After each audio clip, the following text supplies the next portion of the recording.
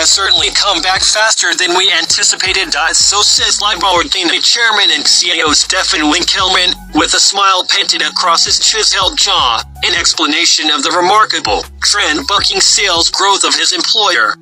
The company posted its strongest annual sales volumes on record in 2021, when most other car makers were experiencing starkly different fortunes, and it has just introduced a new version of its Corvette 10 sports car called the Lamborghini Huracan Tecnica. While no Lamborghini executive seems willing to risk saying it out loud, in 2022 the company is on course to break through the 10,000-unit watershed.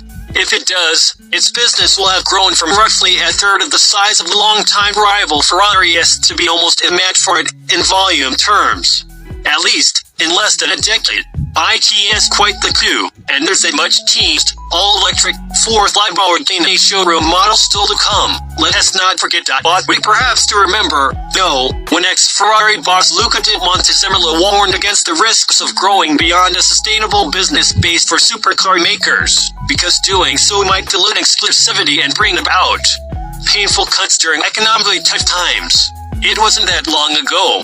And times seem pretty tough right now for the vast majority of us, don't they? Well, evidently the global rich didn't get the memo. Product-wise, many would quite rightly point to the Lamborghini SUV as the driving force behind the company's late commercial rise, but the truth is that the Huracan super sports car has been pulling its weight, and then some.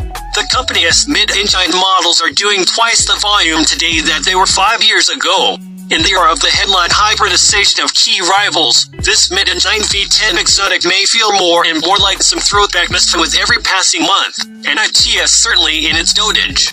But the funny thing is, Lamborghini just keeps selling perhaps, because the cars themselves just keep getting better. The Huracan Performante of 2017 was brilliant. Both the facelifted Huracan FLRWD and the Huracan Sto that have since followed it have been special cars also. And now, with less than 2 years of life left in the car, comes what will be the penultimate version before it too regenerates and switches to plug-in hybrid power. The Huracan Tecnica.